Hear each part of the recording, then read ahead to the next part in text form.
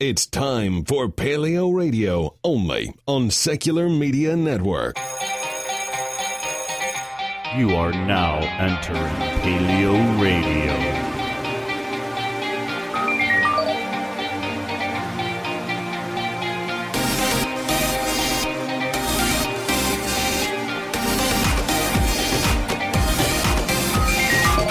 Welcome to PaleoRadio with your hosts Jeremiah Bannister and Joe Elder. Thank you so much, Angela. I'm totally in love with you, baby.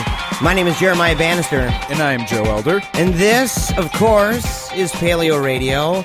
What a fantastic day it is to be alive, Joe. Yes, it is. It's a very fantastic day. I'm very happy to be alive, and we have a great show for you guys. And you know, I would normally save this for the end, but I may as well throw it out there now. This is going to be our last show for a couple weeks. Yeah, and for good reason. Yeah, I have been asked to be the best man in my father's wedding. And prior to that, I'm going to be working with them at a really awesome super swag festival, I guess, over in Palm Springs. He's got a fantastic tour company over there. It's supposed to be tons of fun. So I'm going to be gone for a couple weeks, and then when we get back, of course, we're going to have another fantastic show. Yeah, and we're going to be kicking it right back into it, and we might as well get covered on our topics right now. Yeah, you know, we're going to begin. This is interesting, I'm telling you.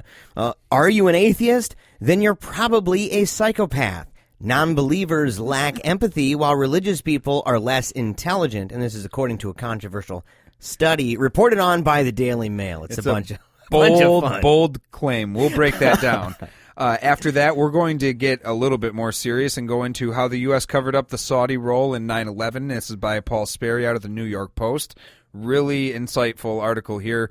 Pretty interesting. Really fiery. I'm sure sabers are going to be rattling. After that, we're going to talk about the 10 most horrific methods of execution throughout history. And this is kind of a fun one.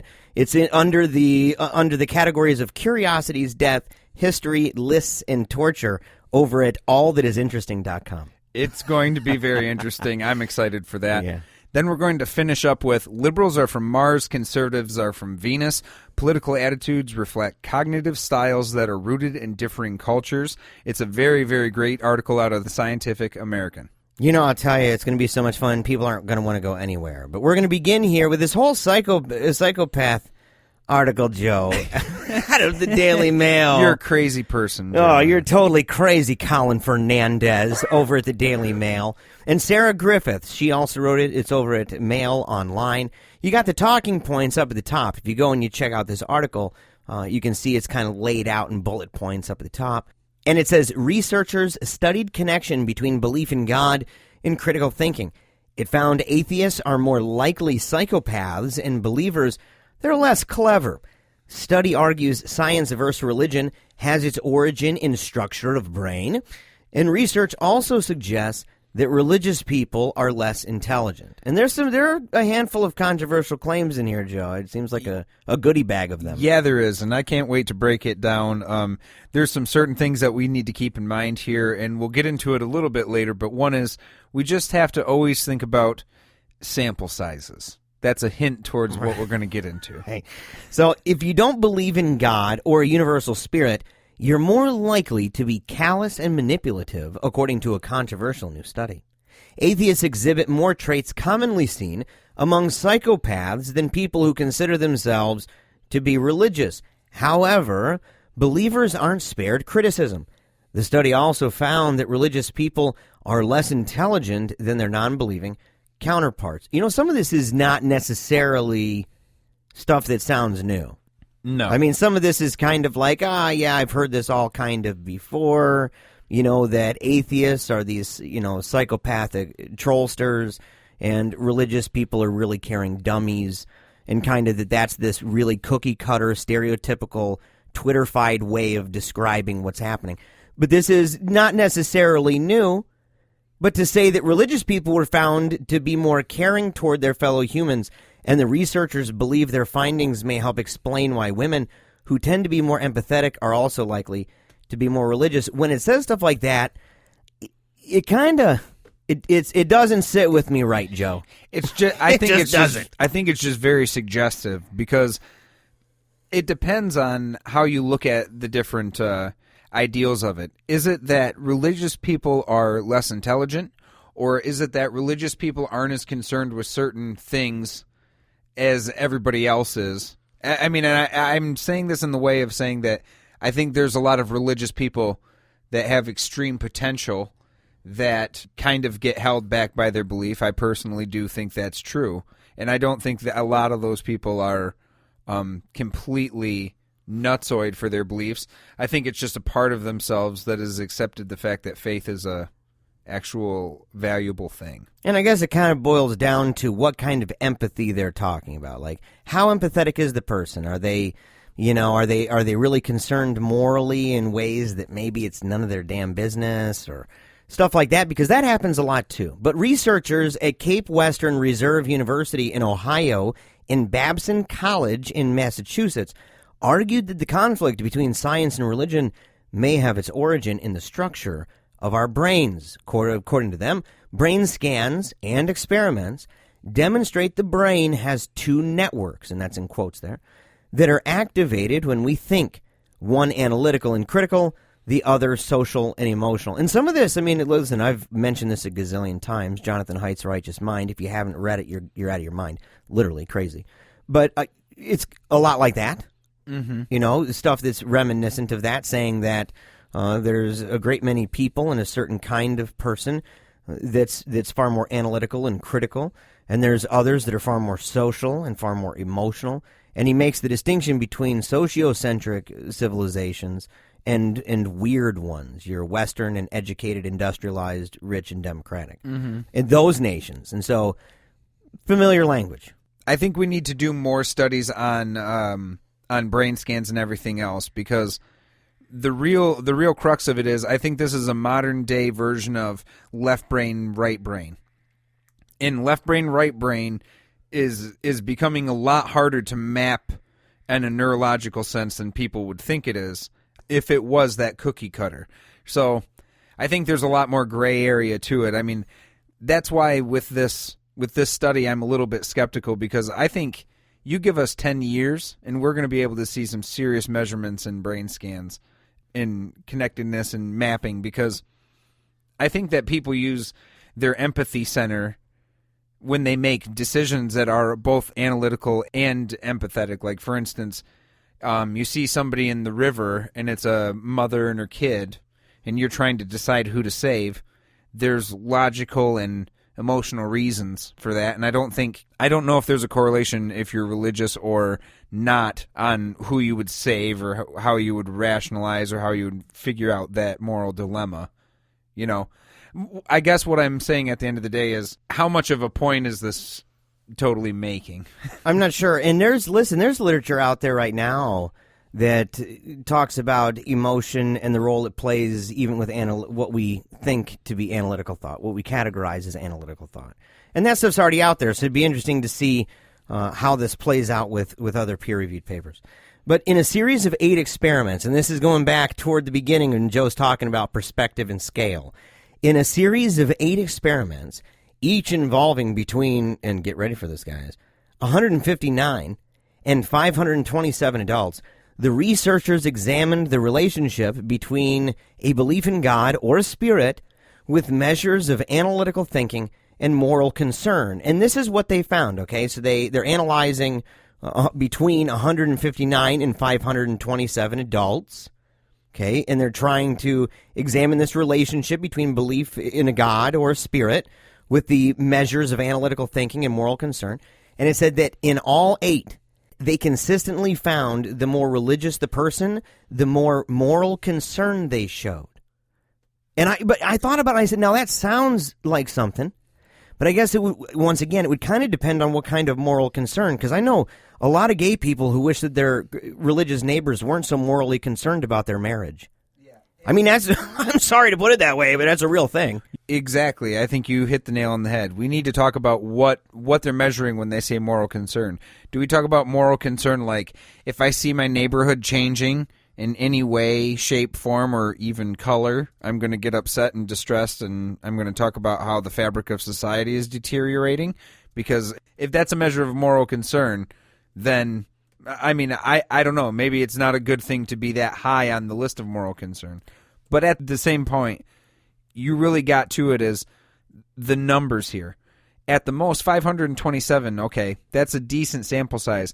But how many people total in 8 experiments were used? Were the same people used more than once in the studies? And what were we truly measuring when we're talking about moral concern and analytical thinking? Those are two pretty vague things. Like, what, did you make somebody do a crossword puzzle? Did you lay out times tables for people and give them a minute to do as many as they can and say that's who's more analytical? That's the type of thing that needs to be broken down when people make such claims as religious people are a little bit dimmer and atheists are psychopaths. Well, and again, forgive me in advance for what I'm about to say, but doesn't part of it almost kind of have to do with the fact that a lot of religious people believe that their every thought and action are being, kind of stored and analyzed and monitored by a galactic dictator? Sure. I mean, isn't that kind of the thing? And listen, there are within, and I'll just focus on Christianity, right? Let's just, and say you can do it with any religion. Say, could this stranger be Jesus? You can do it all by yourself. Right. Could this stranger be Jesus? This idea that Jesus says, you didn't feed me, you didn't clothe me, you didn't give me any water when I was thirsty. Well, when did I ever do that? Well, when you don't do it to the least of these. I mean, there were other people, these strangers that may have come, and it was me kind of thing. There's a psychological and societal impact of that. Or that's a revolutionary thought. Or the idea of what if I don't tithe? Or let's throw this one out there. This might be something, the idea of hell as a social motivational factor for people to have moral concern for other people. Just because somebody might have a greater sense of moral concern, what is driving the moral concern? And is it something that they should even be morally concerned about? No, I think that's a great point to make, because you don't even have to go into a deity that you can definitely argue that's not there. You can whittle that all the way down to just saying, do people behave differently when they know they're being watched, or they just assume they're being watched? People seem to do so. For instance, when someone puts up a camera, but they don't record anything, people still seem to behave differently.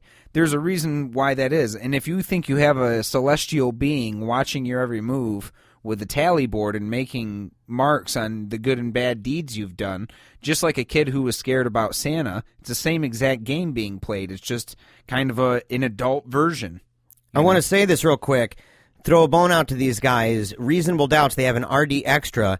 Does religion make us better people? An empirical critique of the religious pro-sociality hypothesis. It's genius. Luke Galen, professor of psychology at Grand Valley State University, reviewed dozens of studies on religion and pro-social traits for the American Psychological Association's Psychology Bulletin. And he exposed a whole bunch of misleading ways in which this research is conducted and presented to the public. You got to check it out. We'll be right back. Love Paleo Radio? Join the club. Support our work by visiting patreon.com/Paleo Radio today.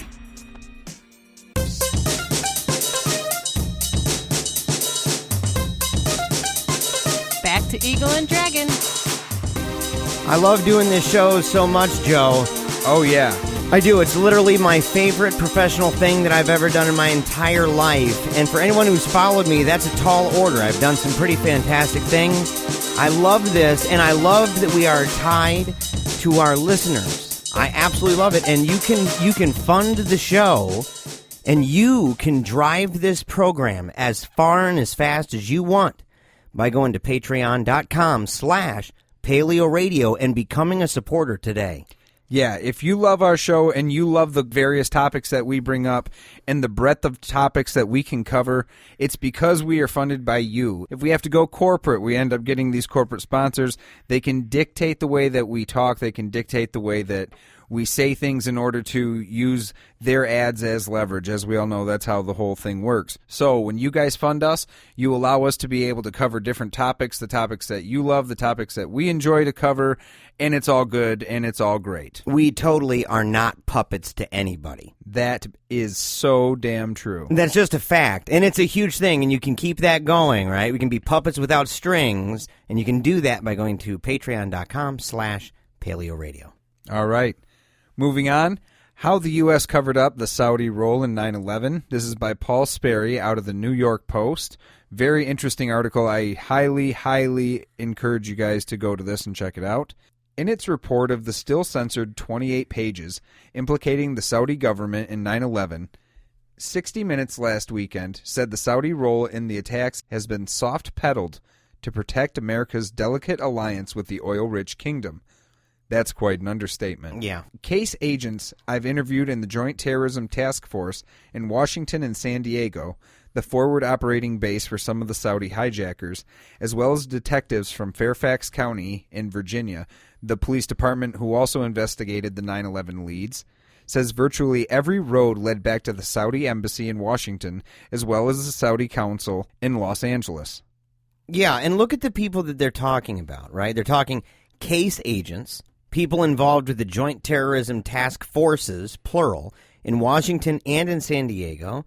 They're talking about detectives with Fairfax County, the Virginia Police Department there, who also investigated several 9/11 leads. And that all of these authoritative sources, all the people who are very closely connected to this in very intimate ways, have walked away from it and said, hey, listen, it all kind of goes back to this same Saudi consulate in Los Angeles.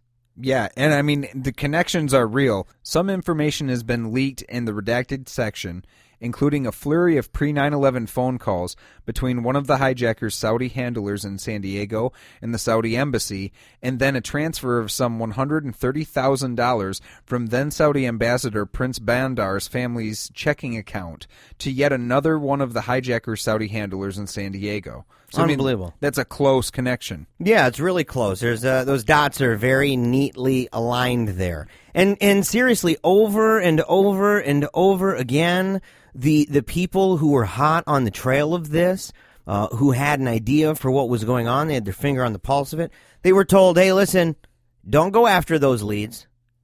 Don't pursue any of this. There's nothing to see here. Keep on moving along here. And that's what they were told. Yeah. And not only did they block them, but they also assisted some people that were part of the Saudi embassy during that time. Going back into the article, an investigator who worked with the JTTF in Washington had complained that instead of investigating Bandar, the U.S. government protected him, literally. He said the State Department assigned a security detail to help guard Bandar not only at the embassy, but also at his McLean, Virginia home. Unbelievable. Can you believe that? Unbelievable. I just saw, and I don't want to go too far down the rabbit trail, but Naomi Wolf, she wrote an article and she actually referenced Autumn Smith, an activist in Battle Creek, Michigan. And she was talking about how in America you have police forces that are increasingly being used to protect corporations, right? That you have taxpayer dollars going to funding, especially around things like Black Friday. Sure. Like that's a real thing that happens, and but that is happening now many different places and times throughout the year. But you sit there and you say, okay, the outrage that people have when thinking about taxpayer dollars and police force and them being used in order to defend maybe the Best Buy in town, that anger is dwarfed, bro, by the idea that the U.S. was funding a security detail to guard this Bandar guy, not only at the embassy, but also at the mansion. It's like, yeah. Yes. The fact that there's even a mansion in this list. Sure. I mean, I guess he's an ambassador, obviously. You're talking Prince Bandar. Obviously, a castle. I'm surprised it didn't say that. Yeah, his castle in Virginia. His castle. It's unbelievable to think how it had played out. But when people talk about the old school 9/11 truthers, right? Now, there's a lot of different theories that go to that, but one thing that a lot of people said there had to be a connection that wasn't investigated was Saudi Arabia, when obviously, how many was it of the 19 hijackers? 15? Yeah. All but 4 were Saudi. So to think that there was a connection there is I don't think that's a conspiratorial leap. Yeah, it's not a leap of faith by any means or measure. I mean, it's kind of one of those smack you in the face things. Listen, maybe some credit where it's due, and I'm reaching hard on this one, but to say, I'll tell you one person who wasn't smacked in the face by any of this was Alex Jones. Sure. Alex, he wasn't surprised. He's like, yeah. well, Saudi connection? Of course it's Saudi connection. He's also, to make an analogy of it, just because someone threw him a ball, he's also thinking he's hitting a home run. Because, like, he's stretching it very, very far, because that doesn't mean that the U.S. government was complicit in the act. Like, the people get way, way farther than what I think this is claiming, which is that the Saudi government funded some people to come commit an act here in the United States, which is, I think, a national issue, not necessarily an internal governmental one. Could be, couldn't be. Maybe it was. I mean, imagine if you have people that were Pakistani and they were in the embassy, and somebody from Pakistan let off a IED somewhere in Miami. I think they would protect the person right then and there too, though. It's a possibility. Just because of people's outrage. Yeah, but the story is just is starting to sound so much like Prison Planet. I mean, that's the crazy. It doesn't it a little bit, yeah. like you're starting to read it and you're like, that's a weird little factoid. Oh, goodness gracious alive. Going back to the article, former FBI agent John Guandolo, who worked 9/11 and relayed Al-Qaeda cases out to the Bureau's Washington field office, said Bandar should have been a key suspect in the 9/11 probe. Quote, the Saudi ambassador funded 2 of the 9/11 hijackers through a third party. He should be treated as a terrorist suspect, as should other members of the Saudi elite class who the U.S. government knows are currently funding the global jihad. So that's some strong words. Right, but doesn't it kind of sound legitimate? Like in this case, yes. In this case, that listen, if you have a guy who's an ambassador, and all these authorities are saying, hey, all the leads we have seem to be pointing in one direction over at this ambassador over at this specific place here. And you find out that money was being funneled through a third party to a couple of these hijackers. And you find out the guy's smoking cigars in the White House.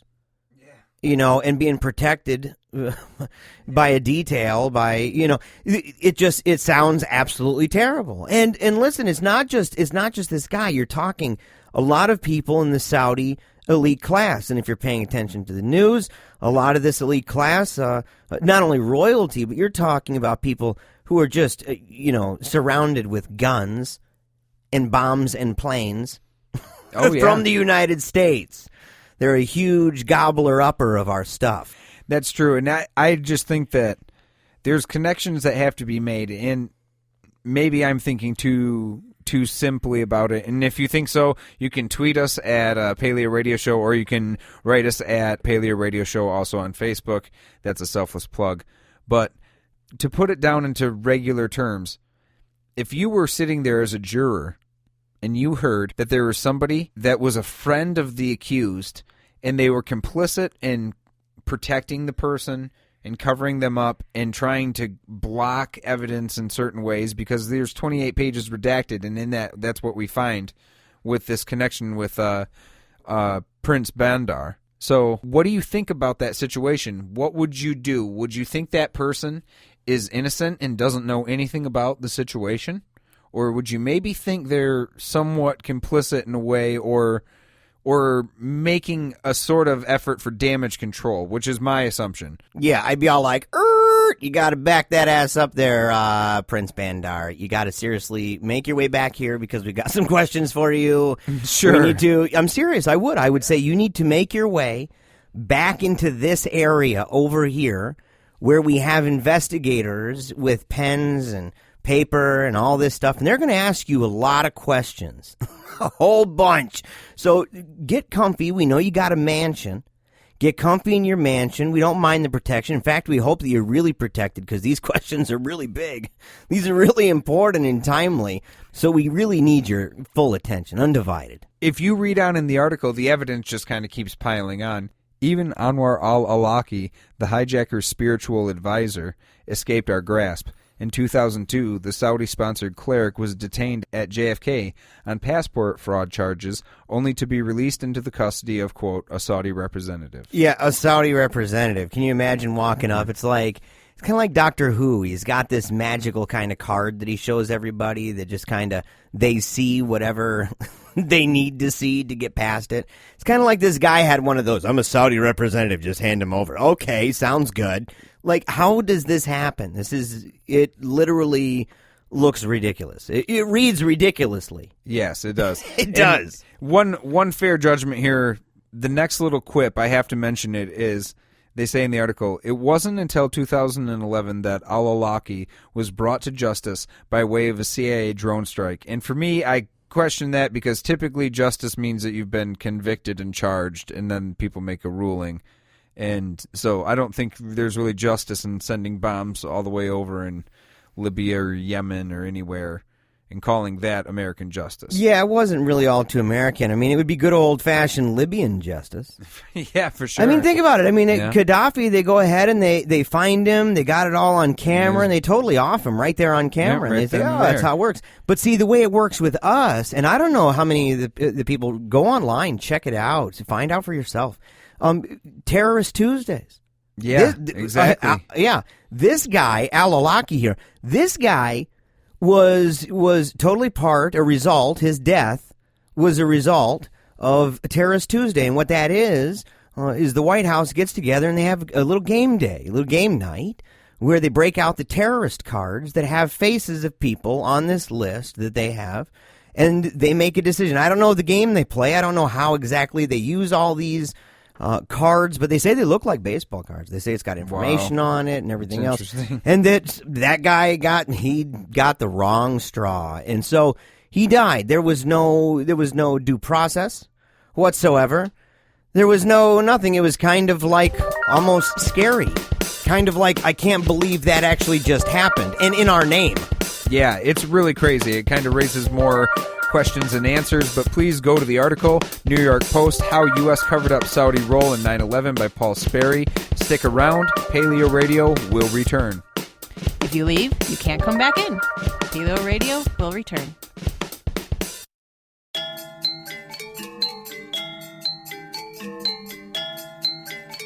Now back to Joe and Jeremiah. We want to thank a couple new Twitter followers. First, the black female atheist, who is gay and proud, lover of knowledge, ideas, entrepreneurship, and money, making sense of the world around me. And also Gateway to Reason, which is in St. Louis and an atheist group, and they're hosting a conference August 13th through 14th at Washington University in St. Louis. A huge honkin' Teenage Mutant Ninja Turtles high 3 to both of you. We're super glad that you joined us on Twitter. We absolutely love it. Yeah, that's great. That's good. Yeah. That one rocked my There socks. we go. All righty. So listen, I know that when we were kind of announcing in the beginning of the show, we were announcing what topics we were going to talk about, and we just kind of threw in there this thing about torture, and we didn't really say anything as to the context of why we were going to talk about it. So we should begin by saying this. With the topic of torture being brought up in the GOP campaign of Donald Trump, right, to say that we're going to bring something back that's worse than waterboarding. And there's all these questions, and I've watched so many times, Joe, I have watched, as reporters have pressured him to try to get him to explain, what do you mean exactly when you say something worse than waterboarding? And he never has an answer for what exactly is worse than waterboarding. So No, he wants to leave it to the imagination, I guess. yeah, there's a lot to be left there. And so we said, let's fill in some blanks. Let's go ahead and figure out what's worse than waterboarding in history. And we found this interesting article. It's actually by Nick Leftley, and this is over at allthatisinteresting.com. I've never been there before. This is my first time ever being to this site. But it says the 10 most horrific methods of execution throughout history. Whether involving rats, spikes, or boiling oil, the worst execution methods ever invented prove that humans have mastered the art of torture and death. If the last few thousand years of human history have shown us to be good at one thing, it's the art of inflicting painful, humiliating death on one another. Whether using ravenous animals, scorching temperatures, or endless variations of sharp-pointed implements, the ingenuity that has gone into the act of death by torture is genuinely shocking. You'll need a strong stomach to make it through this list of the worst execution methods ever used. And listen, I don't think we've ever really done this, but this might be one of those shows where you may not want your kid listening to it. I mean, you want to be in good company for this. Let's just put it that way. You don't want to crank up this at work. This is some weird, wild stuff. That's You have for to be sure. along for the ride for a while to really get what we're doing here. So anyway, all right, beginning right here, boiling to death. A slow and agonizing punishment. Just right out of the beginning, boiling to death. right Well, up yeah, there, a little slow and agonizing. As we know, that one's not going to be a fun one. No, that's not going to be awesome. A slow and agonizing punishment. This method traditionally saw the victim gradually lowered feet first into boiling oil, water, or wax, although uses of boiling wine and molten lead have also been recorded. Well, why Joe. would you waste wine like that? Yeah, that's alcohol abuse. It is. It's true. It's alcohol abuse. So, but the Emperor Nero is said to have dispatched thousands of Christians in this manner, while in the Middle Ages, the main recipients of the punishment were not killers or rapists, but coin forgers. And that was particularly in Germany. That's great. That doesn't that seem, honestly, I mean, maybe this sounds terrible, but it just seems so olden day German. Yeah, it does. You messed with the coin and the money. You're going down. We're going to put you in the same thing that those coins came from. It's kind of the symbolic way of killing people, kind of thing. Shockingly, the practice is believed to have been carried out as recently as 2002. And, I didn't know this, Joe, but when I found out it was in Uzbekistan, I wasn't really surprised. Led by Islam Karimov, was alleged to have tortured several suspected terrorists to death in this manner. Yeah. So he took man. Jack Bauer to a whole new crazy level. Isn't that awful? He did. All right, the Blood Eagle. This is your favorite, right? Yeah, this is it's just one that I've heard about that I was like, oh man, and then here it is with pictures and all. Yeah, and you got to check out the pictures. Again, if you don't have the stomach for that sort of thing, please. It's not real, obviously. They didn't have they didn't have real- a picture from back in the day, Yeah, a picture from back in the day of the This is a picture of the Nords going across Iceland. Yes. So, the Blood Eagle, a technique ascribed to ancient Norse warriors, the Blood Eagle mixed brutality and poetic imagery in a way that only the Vikings could. First, the victim's back would be hacked open and the skin ripped apart, exposing the spinal column. Yeah, that's just terrible. That's already bad. Already bad. The ribs would then be snapped from the spine and forcibly bent backwards until they faced outwards from the body, forming a pair of bloody, shattered eagle's wings. Wow. And then, in the end, the lungs would then be pulled from the body cavity and coated with stinging salt, causing eventual death by suffocation. It's like, and then after all of that, I died by suffocation. The good news is, if there is good news about it, is the agony of blood loss from the initial wounds would probably have caused them to pass out long before their lungs were removed. So I guess it's more of a decorative move at that point. Yeah, and the picture is just absolutely horrifying. All these pictures are horrifying. I mean, when they said snapped bones, I was like, oh, that's just not right. It's rough. Okay. It's rough. Yeah. Impalement. Oh. Yeah. Obviously, famously used by Vlad the Impaler of the 15th century. It's the inspiration for Count Dracula. But it's all over the place. The earliest records of this torture come from 1772 BC in Babylon. So this is old school torture, Joe. Man. Yep. Where King Hammurabi ordered a woman be executed in this way for killing her husband. But it was in the 20th century when the Ottoman government, they employed that technique during the Armenian genocide that they don't believe happened. Yeah, that didn't happen. Yeah, they don't It's admit like that Holocaust happened. denial. Yeah, kind of exactly the same. Keel hauling. This is interesting. Oh, man. I never thought of this. I This mean, one's rough. I guess just right out of the gate, you kind of know what it has to do with. It has to do with boats. Yeah, Definitely. Keel hauling. You're talking. Yeah, you're talking boat language here. But what it was is you would have these. Their legs would be weighted, and they would be suspended from a rope, dropped from the bow of the ship, and then rapidly pulled underwater along the length of the hull and over the keel, right? The beam that runs longitudinally down the center of the underside of the ship, hence the name, right? And this would go on to the stern. And, of course, barnacles are everywhere. Yeah. They're And getting cut up. Yeah. They're getting sliced up and getting bounced off the ship. Oh, their bodies would just be torn to pieces. That is an awful, awful way to go. Yeah, what a terrible thing. I mean, Can you imagine being the guy or the girl down there and saying, really, it all came down to this? No. Right? intelligent design, and this is what I get out of it. You know? That's why when people talk about the golden ages of back in the day or anything like that, I mean, think about the rationale of people that considered these things part of modern practice, or at least accepted them in their society. And what do you think about that? Yeah, who are the apologists for that?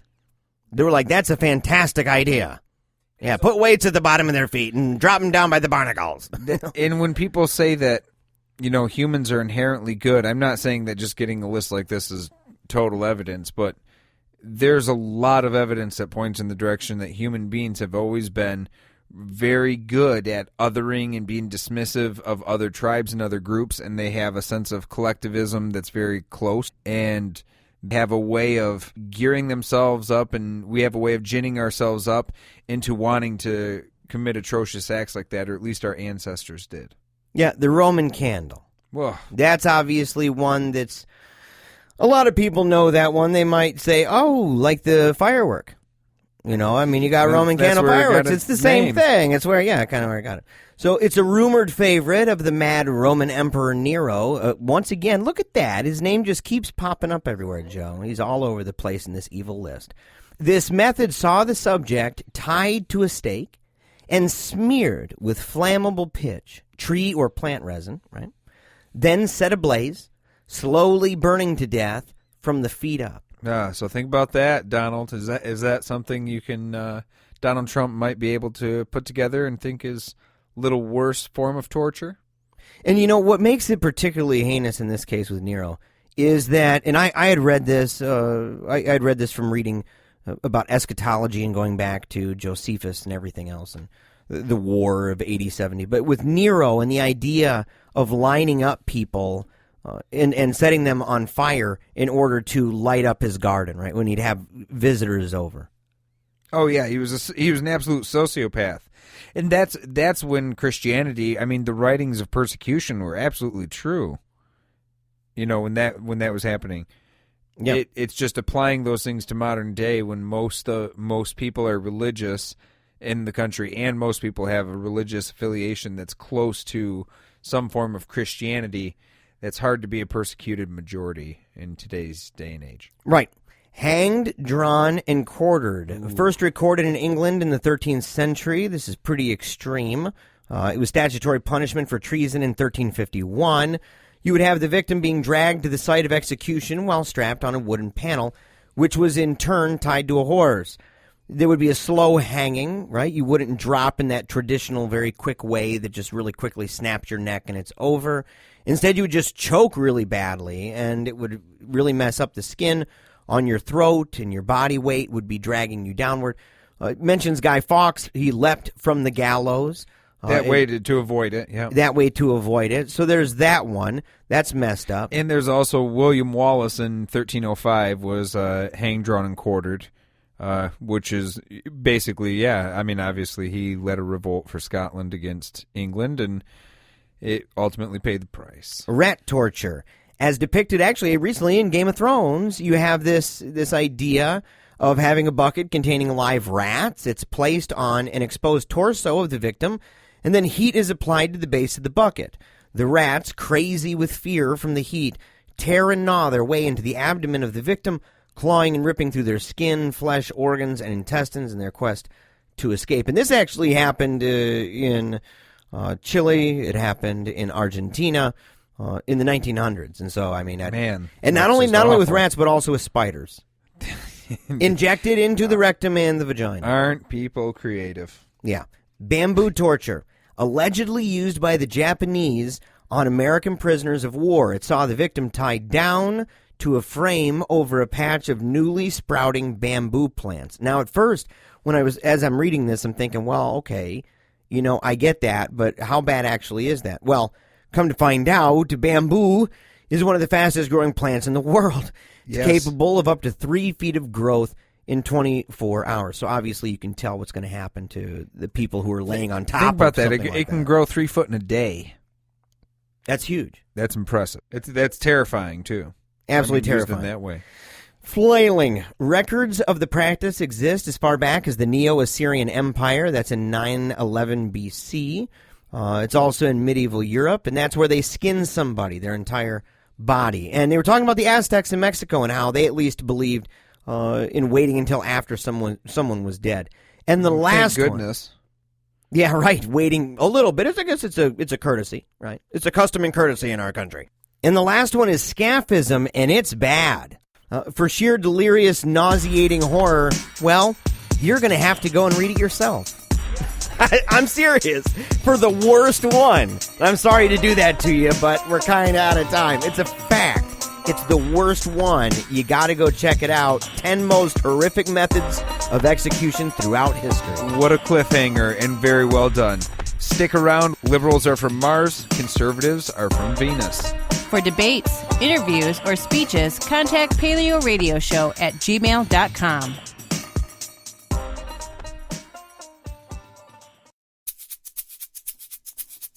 You love to hate 'em, you hate to love 'em. You just can't get enough of 'em, you sick freaks. Paleo Radio's on the air.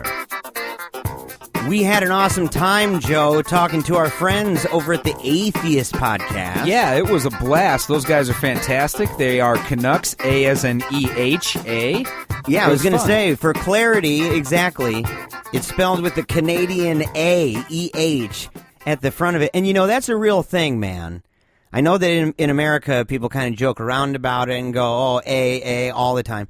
When you live in Canada, and I lived right outside Vancouver when I went to Christ for the Nations Bible College there, and they say it so much that it literally will infect the way you speak, and you'll eventually find yourself saying A and being like, oh, it's actually pretty natural to say that, you know, it's not too bad.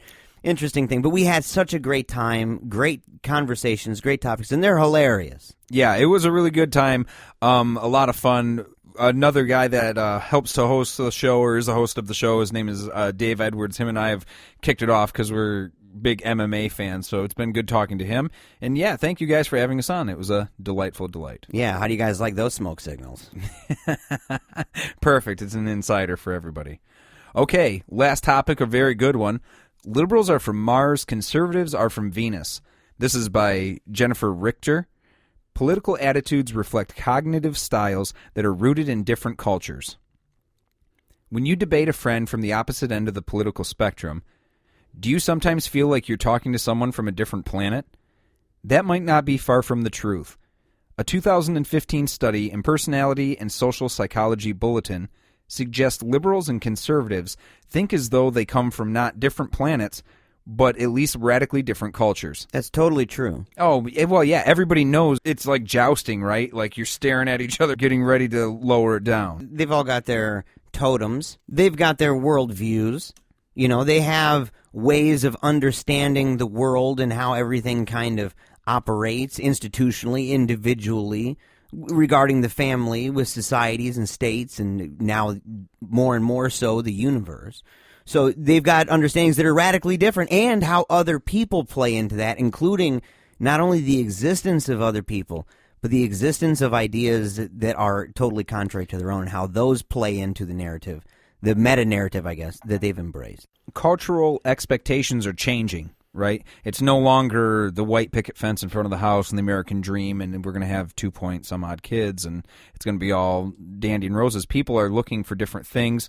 There's a lot of independent women out there that are in a completely different position just because culturally things have changed. And that also is why we see a reaction like we see in election time right now, because people are seeing massive changes in their culture, and some don't like it, and some are very excited about it. And we get to see both ends of the spectrum kind of play out in the election. And whichever way someone views multiculturalism, it can be said that it either harnesses this or fuels this, right? The idea that different cultures become radically different. Oh, yeah. You know, and so you can say, well, it kind of harnesses this already existing phenomenon that's going on where people from different cultures kind of cluster into their tribes, and they have all of their different understandings of the world and in that. And other people can say that understanding's fueled it. But either which way, there's the existence of large numbers of people, not even all in one place, but living all throughout, that share similar ideas and values and understandings of the world. And you can't have multiculturalism without having some sort of rock to tie your beliefs onto. And I mean, I'm talking in the sense of saying that we don't hurt anybody for looking different. Might be a belief that everybody buys into. But like you said, it's a tightrope. It's a tightrope walk because you're either going to get across it or it's going to fall and fall hard. And that's how multiculturalism has always gone historically. I mean, just look it up. But continuing on, previous research has shown that people from cultures that are Western, educated, industrialized, rich, and democratic, or weird in the psychological parlance, tend to think analytically using logical rules, whereas those that are non-weird process information more intuitively. They even perform differently on problem-solving tasks. Americans, who are more analytical, remember individual components of a complex visual scene better than East Asians, who are more holistic. Only about 15% of the world's population is from a weird culture, yet most psychological studies use such participants. Which isn't just kind of interesting tidbit there. And it's an unfortunate one. It would seem to be the same criticism launched at Freud in some ways, that his pool there of samples was really limited, and so there was very limited things that he could say. And there's many more criticisms beyond that of Freud. I'm just simply saying one of them being that his sample size was extremely limited to a specific kind of group, and much the same here, where for a lot of these studies they're dealing with those weird groups. And listen, for people who've maybe never heard that before, again, Western, educated, industrialized, rich, and democratic. Yeah. And I think it's just a little bit unfortunate because it's hard to say that you have a very good idea of human behavior and human worldviews when you use studies where the majority of them are coming from only 15% of the population. Right. It's just something to think about. Some researchers think culture actually shapes thought. Cultures that emphasize individuality foster analytical thinking, whereas those that emphasize connectedness promote holistic thinking, which we almost know this to be true just by looking across the globe and seeing how different nations react and what core values they hold, right? Yeah, that one culture may emphasize individualism, whereas another would be sociocentric. And in fact, the majority of the world, like it said here in the article, the majority in the world is sociocentric. Absolutely. Right. Which is why understanding of themselves regarding race relations is different than even in certain Western ideas where you've got such a hodgepodge of different races intermingling, whether it was a good thing bringing people over by slave trade or people coming over because they want to come. However it played out, it's resulted in this, what people at least have called a melting pot. Yeah, sure. Right? Yeah, I believe it. Yeah, and I believe it is one. The current study applied this framework to the realm of politics. Scientists measured 218 participants' political identification on a 7-point scale, from very liberal to very conservative. The subjects then completed tests, such as the triad task, in which they saw pictures of 3 items, say a panda, banana, and a monkey, and indicated which 2 they thought were more closely related. That's an interesting I was just going to test. say the exact same thing. That's really interesting. That's odd. Liberals acted more like Westerners, pairing items that belonged to the same abstract category, for instance, 2 animals, whereas conservatives tended to pair items that were functionally related, monkey and banana. The other classic test of holistic thinking also suggested that liberals tend to use more typically weird cognitive styles. The finding that conservatives think more like those from a collective culture might sound counterintuitive. Aren't liberals who favor safety net programs for the needy the collectivist ones? Yeah. I want to go back on something you were talking about here, about how liberals acted more like Westerners, pairing items that belong to the same abstract category, for instance, 2 animals, whereas conservatives tended to pair items that were functionally related, monkey and banana, as non-Westerners do. And I'm kind of thinking conservatives are Westerners. Like the idea of Westerners and what that means, I'd like for somebody to maybe unpack that a little bit more. Maybe I can go and revisit some books that talk about it, I guess. But the other one here that I was thinking had to do with the 7-point scale from very liberal to very conservative. I would like to just say, hey, no problem at all. That sounds like a very reasonable thing. You've got 2 sides of the spectrum. But I've done enough of those political compasses, Joe, those political tests, that is just, to me, some of those are just ridiculous. The point being that you have to take it with a grain of salt. I mean, I honestly do. Most psychological studies where you test about 100 people where they closely relate a monkey or banana or something like that, I think it has some implications, but not many. And listen, The idea that the findings that conservatives think more like those from collectivist cultures might sound counterintuitive, maybe only to people who have different moral foundations, right? Not very conservative ones, or people that aren't really reading much about it. Because if you think about it, I mean, even in the prominent newspapers, when they write about Christian people, they write about a lot of them politically, especially during election times, as an entire block of people. Oh, yeah. They say the evangelicals, as if that's just a big, huge blanket statement regarding a lot of people. Why? Because they're very collectivistic. That's the whole, a small town, very religious small towns, super duper collectivistic. I mean, think about it. If you are in a small town and you start violating the norms, you're in trouble.